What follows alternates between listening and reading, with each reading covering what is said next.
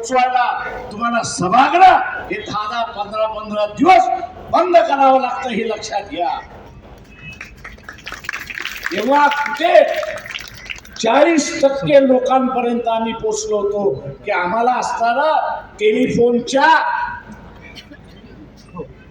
व्यवहारामध्ये घोटाळा होता आणि शुक्रान नावाचा असणारा जो मंत्री होता त्याचा राजीनामा मागतो. 15 दिवस सभागृह बंद केल्यानंतर फक्त 40% लोकांपर्यंत ती बातमी.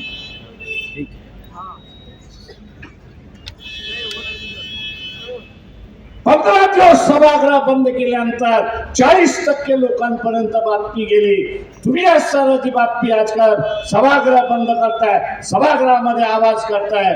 मी लोकांना दोष देत नाही, पण एसटी नावाची असणारी फाईल काय आहे हे 80% जनतेला माहिती. त्या एसटी फाईल मध्ये मोदींचं नाव का आलं याच्याबद्दलही असणारा माहित नाही. अमेरिकेबरोबर झालेला करारनामा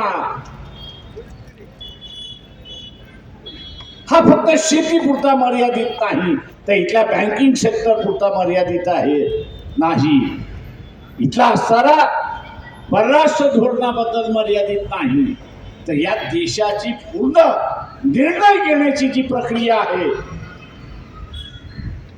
निर्णय करण्याची असणारी जी प्रक्रिया आहे, याच प्रक्रियेला खेळ घालण्यात आलेला आहे आणि सांगण्यात आलेला आहे की तुम्ही कुठलाही धोरण घ्या, ते अमेरिकेच्या धोरणाच्या बरोबर असेल, त्याच्या विरोधात राहणार नाही. आणि तुम्ही जर विरोध केला तर आम्ही तुम्हाला 500% टॅरिफ लावू अशी असणारी परिस्थिती आहे.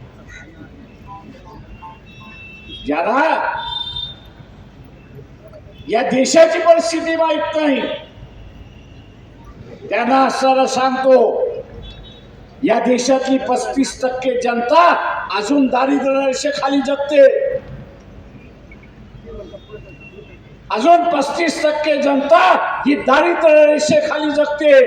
बाजारपेठ आम्हाला शोधण्याची गरज नाही, जगाला भारतामध्ये बाजारपेठ शोधावी यावी लागते. फक्त या 35%पैकी 5%, या 35%पैकी 5% यांचं महिन्याचं उत्पन्न 10,000 आपण जर केलं, नुसतं 10,000 आपण म्हणतोय, 35%पैकी 5%चं उत्पन्न महिना 10,000 आपण असताना गेलं तर या देशामध्ये मंदीची कधीच लाट येणार नाही, हे लक्षात घ्या. आणि जगभरामध्ये बाजार शोधण्याची गरज नाही, हे लक्षात घ्या. काका विकत घेणारा वर्ग हा 10,000 तुम्ही पैदा केलेला.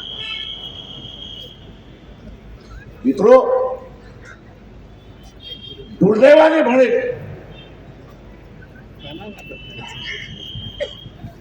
या भारतातला असणारा मध्यम वर्ग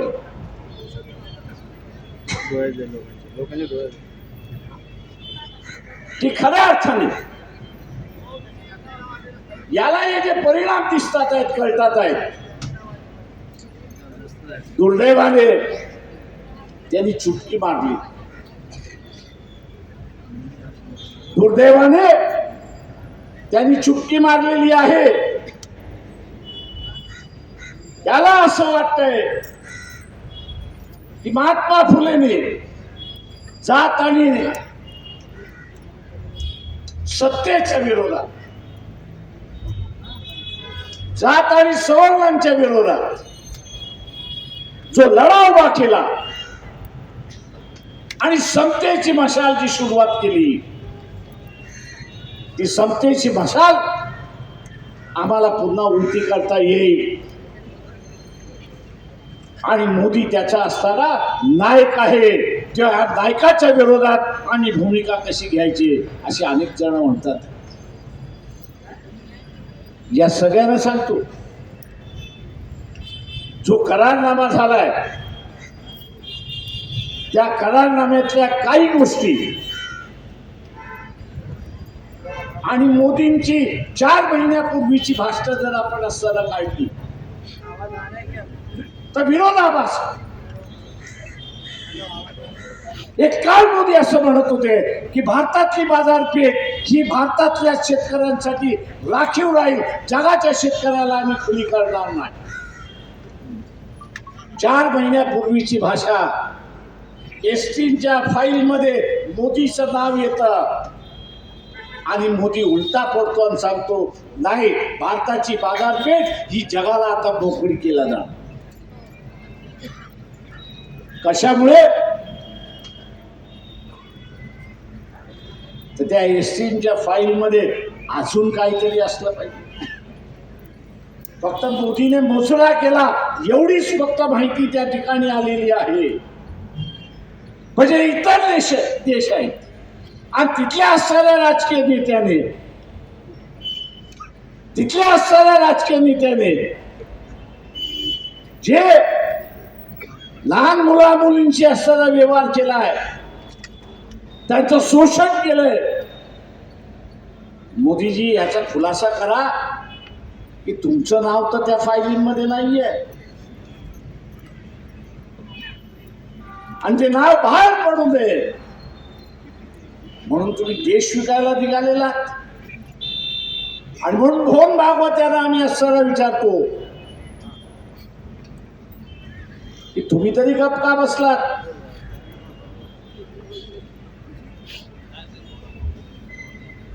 टू जी स्कॅन झालं त्यावेळेस अण्णा हजारेला हाताशी धरलं, दिल्लीच्या मैदानामध्ये बसवलं आणि सगळं रान आपण असताना पेटवलं. आज तुम्ही म्हणत असाल की मोदी ऐकत नसेल, पुन्हा एक अण्णा हजारे उभा करा आणि त्याच्या विरोधात आंदोलन करण्याची हिंमत दाखवा.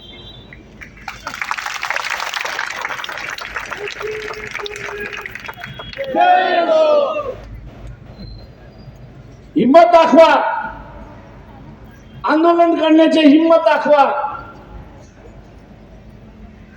नाही तर देशाला सांगा की एसटीच्या फाईल मध्ये मोदींचं नाव आलं तरी काही नुकसान नाही, हे तरी सांगा. ज्यांचं नाव आलं इतर देशाने त्यांना सगळ्यांना जेलमध्ये टाकलं, पण भारतामध्ये कुणाच्याच विरोधात कारवाई नाही.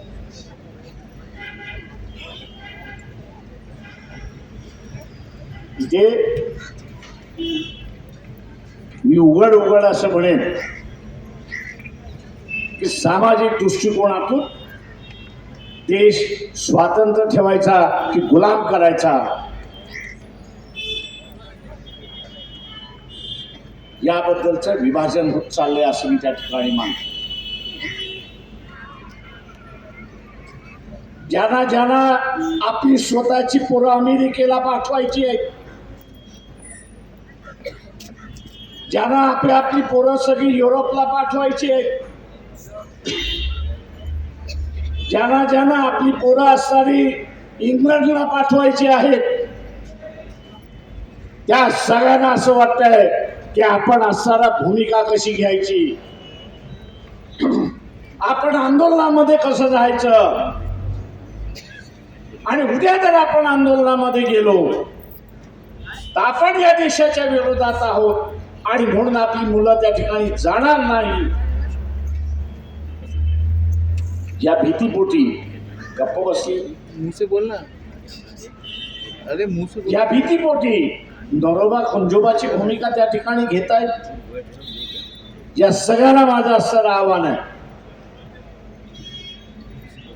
मी आज नाही पण आंतरराष्ट्रीय अनेक संघटनांच्या बैठकीला ज्यावेळेस जात असेल,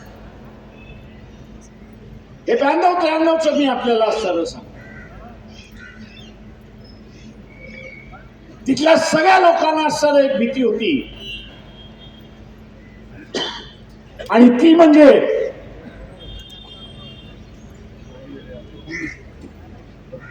की आमची नागरिकांची संख्या कमी होत चालली, आमची नागरिकांची संख्या कमी होत चाललेली आहे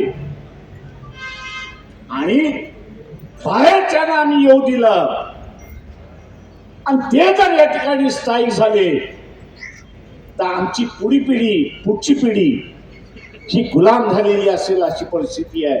आणि म्हणून आम्ही बाहेरच्या येणाऱ्या लोकांना कमी केलेल्या अशी परिस्थिती आहे.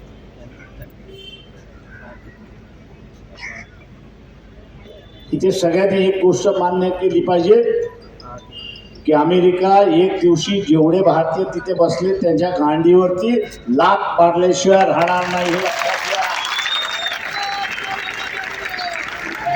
कारण त्याची गरज आहे, त्याची गरज आहे. उद्या समजा सगळं पाकिस्तान इथे येऊन बसलं, तुम्ही त्याला मताचा अधिकार देणार आहात का? का नाही देणार? काका तो उद्या राज्य करेल ही तुम्हाला भीती आहे.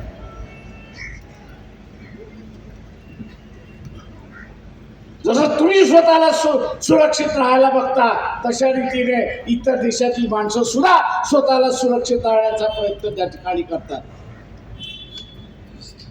आणि म्हणून जे येतील त्यांना आपण सांगितलं पाहिजे, तू जेवढं कमवलंयस ना तेवढं पहिल्यांदा सांग. त्याच्यातले 90% तू जर देशाला देणार असशील तरच तुला नागरिकत्व मिळणार, काही तर अजिबात मिळणार नाही हे लक्षात घ्या.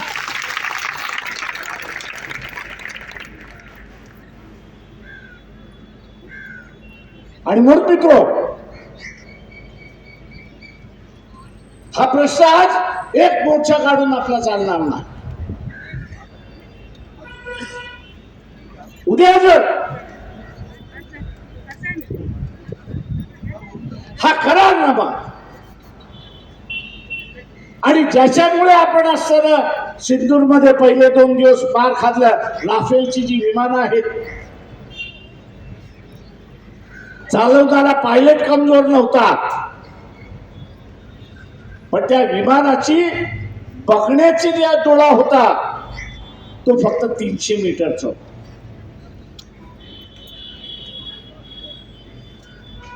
आणि हा 300 मीटरचा डोळा 3000 मीटरचा काढायचा असेल तर त्याला एक सोर्स कोड असतो.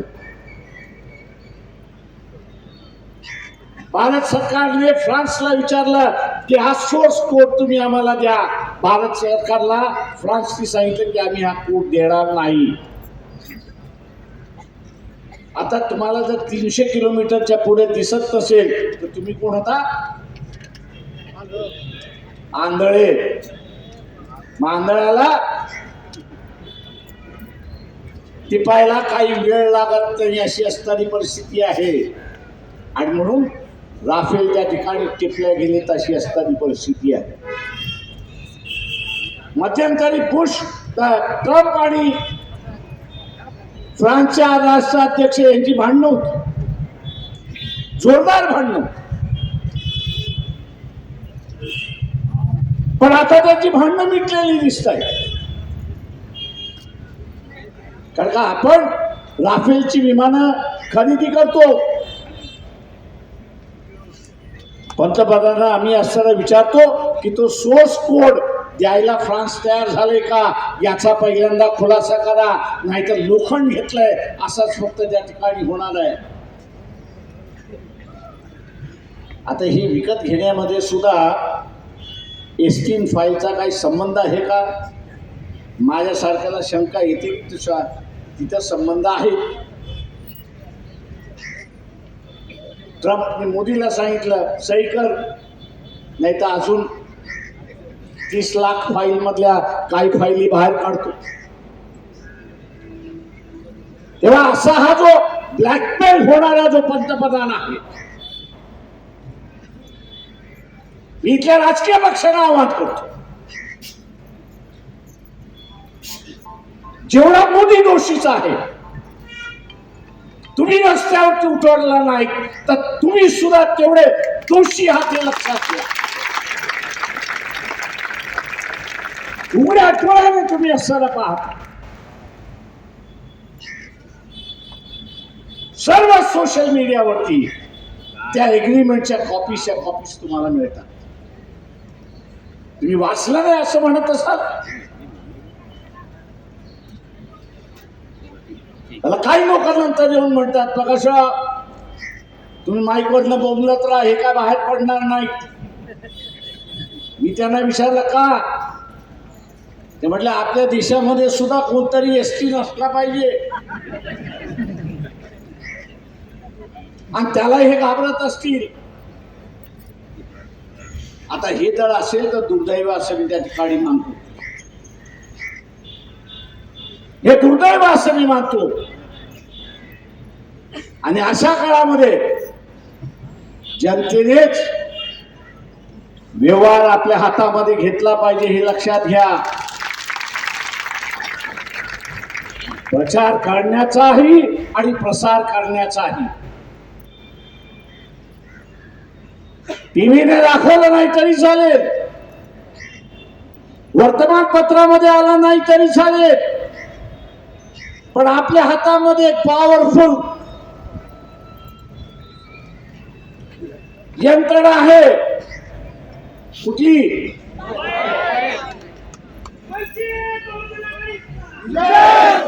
सोशल मीडिया हा सगळ्यात पॉवरफुल यंत्रणा आहे. जो काय बंगाल मधला उठाव झाला, जो काय नेपाळ मधला उठाव झाला, जो काय आखाती देशामधला उठाव झाला, त्याला कोण नेता नव्हता. मोबाईलवरनच सोशल मीडियावरनच मेसेज गेले आणि मग जनतेने ठरवलं की आता शास्त्राला ठोकून काढल्याशिवाय मार्ग नाही. आणि कुठल्या राजकारत्याला, मग तो सरकारी नोकर असेल किंवा राजकारणामधला असेल, त्याला ठोकून काढलं आणि आपल्या देशाची परिस्थिती बदलली. मी मोहन भागवत यांना असं आवाहन करतो ही पाळी तुमच्यावरती येऊ देऊ नका.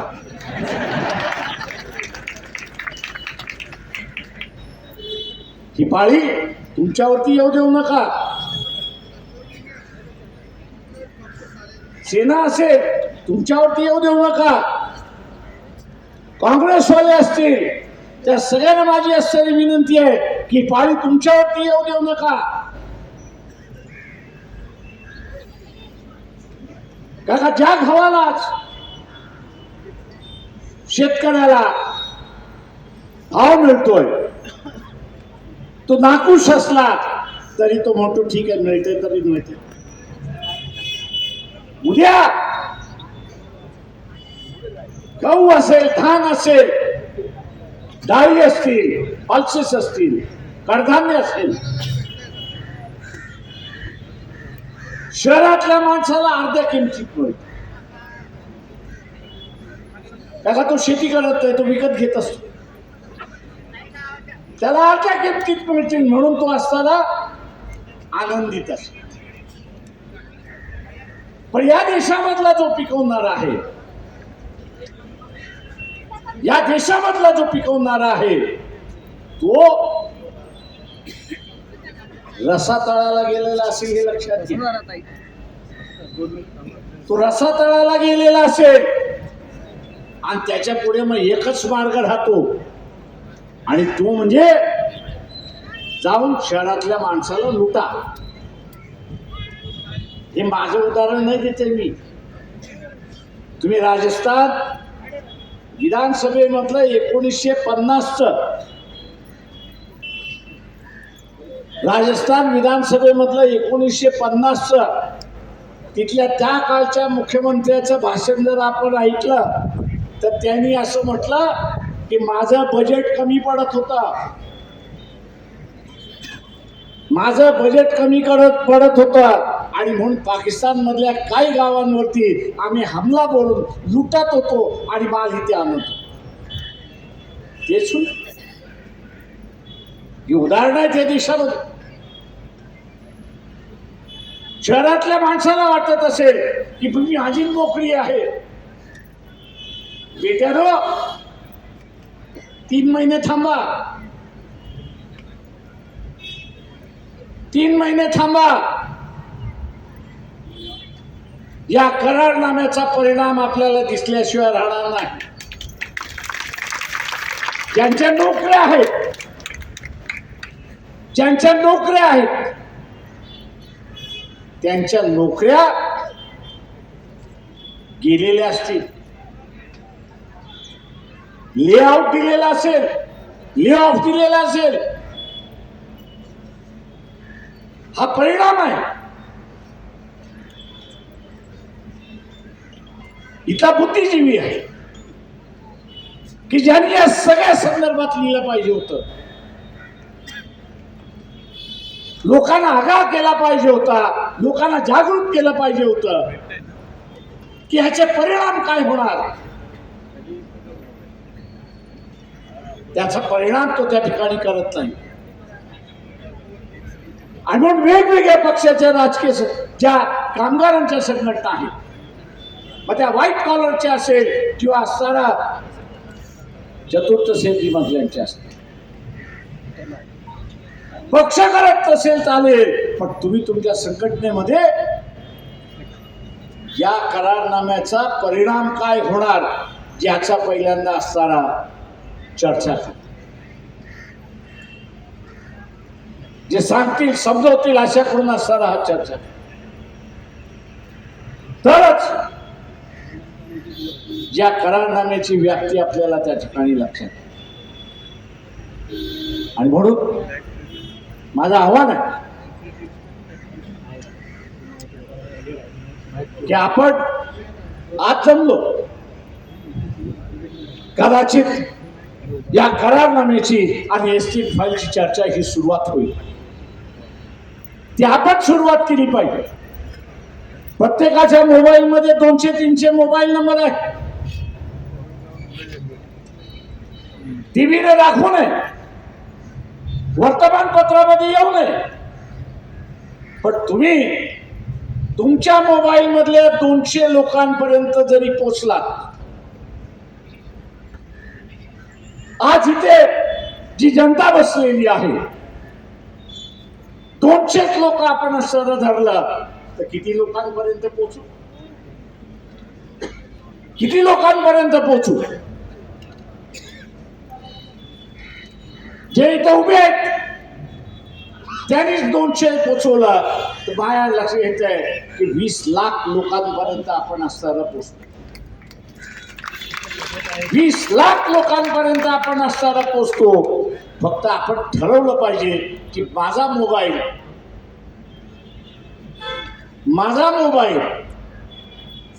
हा लोकांना एसटी फाईल, करारनामा आणि राफेल या संदर्भातली माझी जी माहिती आहे ती या 200 लोकांपर्यंत पोहोचवेल. हा दृढ निश्चय आपण सगळ्यांनी या ठिकाणी केला पाहिजे. आपण हा निर्णय केला तर वर्तमानपत्र बाजूला झाली, टीव्ही बाजूला झालं, तुम्हीच टीव्ही आणि तुम्हीच वर्तमानपत्र होता हे आपण सर्व लक्षात. माझं आव्हान आहे आपल्या सगळ्यात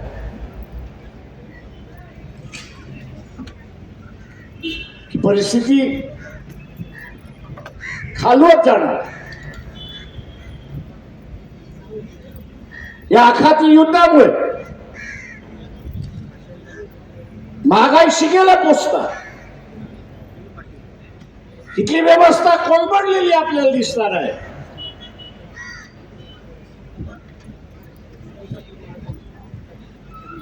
तेव्हा आगा आपण असताना केला, माहिती आपण असताना दिली, तो लोक वाचवायला स्वतःला सुरुवात करतील अशी असणारी परिस्थिती आहे.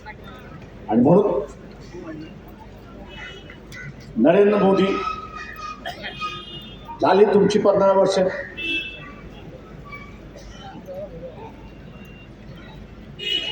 तुमचे सगळे गुलाम आहेत याची मला जाणीव आहे.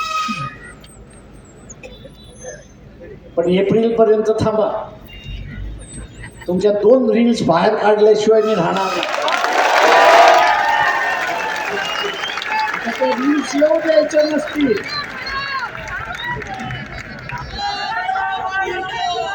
त्या रील्स येऊ द्यायच्या नसतील, त्या रील्स येऊ द्यायच्या नसतील, त्या रील्स येऊ द्यायच्या नसतील तर खुर्ची खाली करा आणि स्वतःची बेइज्जती थांबवा. आमच्या पुढे दोनच मार्ग आहेत. एक तर देशाला वाचवा आणि ते जर करायचं असेल तर तुम्हाला संपवा, आणि तुम्हाला इज्जत वाचवायची असेल तर तुम्ही खाली करा आणि असताना बघून घ्या. मी इथल्या बीजेपी वाल्यांना सांगतोय की आम्ही तुमचा राजीनामा नाही मागत.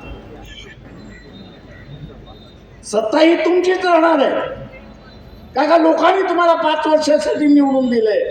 तुम्ही काय निवडणूक घेणार नाही, तुम्ही काय निवडणूक घेणार नाही.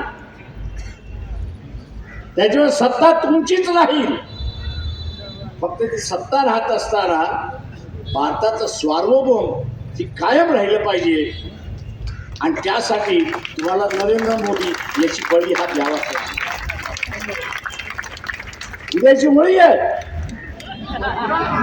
बळी कोणाचा द्यायचा? बळी कोणाचा द्यायचा?